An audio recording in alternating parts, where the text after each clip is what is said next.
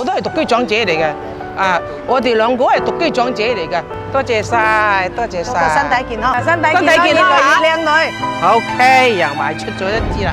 就咁樣啦，出邊等叫名攞藥嚇，慢慢行啊。唔該晒。每次食咗你啲藥咧，好翻好多啊。哦。試咗嚟揾你啊。唔緊要啊，唔見係好事，唔見係好事。好啦，慢慢行啊。3、2、1，揭牌。到張咯。澳門新街灣總嗰度啊，帶我哋出嚟知道橫琴嗰個地方有咩。珠海市老年大學、澳門街坊會聯合總會廣東辦事處老年教育聯合辦學簽約揭牌儀式。澳門而家好多退休嘅朋友啊，都翻返嚟珠海住，有啲好多項目都適應我哋上咗年紀嘅人。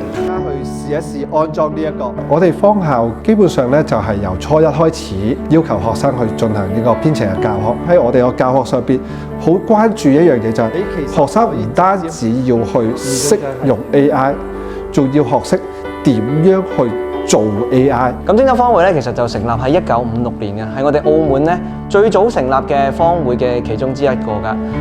咁方會直至現在咧，我哋亦都會堅持咧定期嘅巡區去工作啦，去解決咧我哋居民嘅訴求㗎。今日凍㗎？今日凍人哋私人地方啊？而家私人啊嘛，而家個地方係咪啊？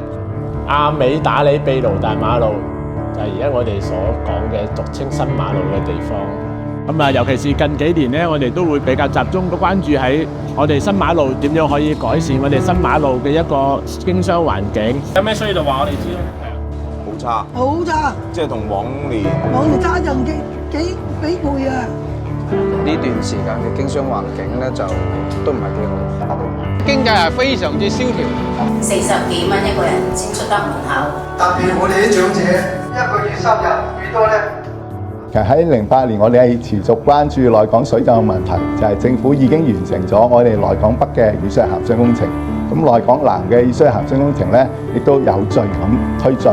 通過相關嘅工程咧，內港嘅水浸問題咧都得以改善嘅，咁亦都令到我哋居民喺暴雨期間咧唔再擔驚受怕。